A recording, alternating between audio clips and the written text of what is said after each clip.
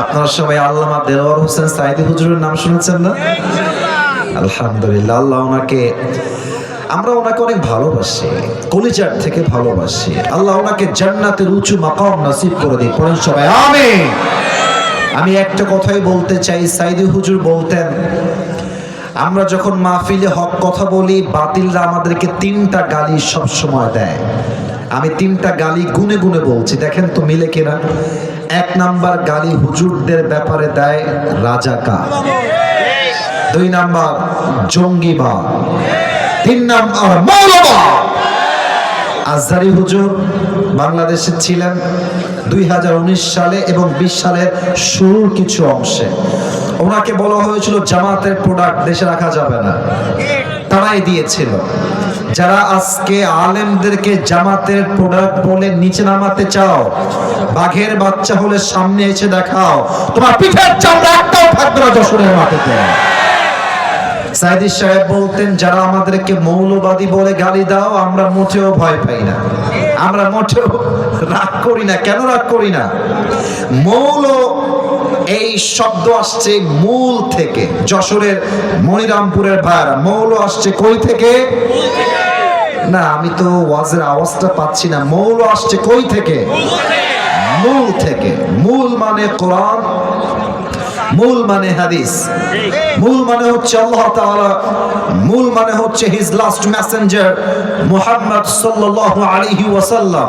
তো সাইদি হুজুর বলতেন, যারা আমাদেরকে মৌলবাদী বলে গালি দাও, আমরা হলাম সবাই মূলবাদী, আমরা থাকি গাছের গোড়ায়। আর যারা আমাদেরকে মৌলবাদী বলো, তারা তো সব গাছের আগায়, তারা সব গাছের আগাবাদী। এবার বলেন তো, বাঘের কণ্ঠে সিংহের মতো উচ্চ কণ্ঠে বাঁশের গাছের আগায় শক্তি বেশি না গোড়ায় শক্তি বেশি? গোড়ায় শক্তি বেশি। উনি বলতেন, তোমরা থাকো গাছের আগায়। সোনামণি, বাড়াবাড়ি বেশি কইরো না, জুলুমের রাজনীতি বেশি কইরো না, আলেমদেরকে ধরে জেলখানায় বন্দী করো না।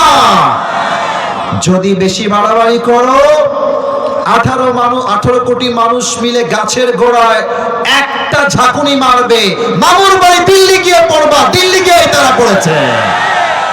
সাইদি হুজুরের প্রত্যেকটা কথা আজকে এই বাংলার মাটিতে বাস্তবে রূপ ধারণ করেছে।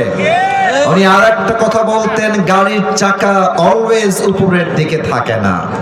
আরে বেটা, গাড়ির চাকা ঘোরে বলেই তো গাড়ি চলে। আজ তোমার ক্ষমতার চাকা উপরে আছে বলে যারা আলেমদেরকে ধরছো, জেলখানায় বন্দী করছো, জুলুমের স্বৈরা শাসন চালাচ্ছ, সময় আসবে এমন ইন্দুরের দপ্তরা পাওয়ার জন্য তোমরা কোথাও। তার প্রমাণ সালমান এফ রহমান দরবেশ বাবা। আপনারা অনেকে হাসলেন, হাসা নাজায়েজ কিছু না, তবে খুব খেয়াল করবেন, ভিডিও যদি না দেখে থাকেন ইউটিউবে আরেকবার সার্চ করে দেখবেন। মিয়া সালমান এফ রহমান 1 মিনিটে যে ইনকাম করে, 1 মিনিটে যা তার অ্যাকাউন্টে যে কয় টাকা ঢোকে, এটা আপনার পুরো জীবনের ইনকাম, পুরো জীবনের ইনকাম। এত হাজার কোটি টাকার মালিক সে। খেয়াল করবেন ইউটিউবের ভিডিওতে তাকে ওঠানো হচ্ছে আদালতে, এত হাজার কোটি টাকার মালিক, তার পক্ষে একটা উকিল কথা বলবে, হারিকেন দিয়েও খুঁজে পাওয়া যাচ্ছে না। এটাই প্রমাণ, জালিমের পতন যখন সুনিশ্চিত হয়ে যায়, জালিম তখন ইন্দুরের বর্তমানে পাওয়ার জন্য যশোরের ভাড়া। আল্লাহ যেন আগামীর দেশটাকে জুলুমহীন দেশ কায়েম করার তৌফিক দান করে, পড়েন সবাই আমিন। আচ্ছা, যারা আপনারা এসেছেন, আমাকে একটা কথা বলেন, আমি সবার থেকে এটা শুনতে চাই। আগামীতে বাংলাদেশে ইসলামের রাজ কায়েম হবে, এটা আমরা সবাই চাই কি চাই না?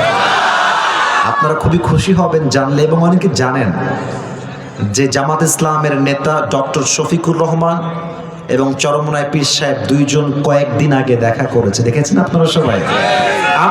আমরা এটাই চাই, আমরা কোনো দ্বন্দ্ব চাই না।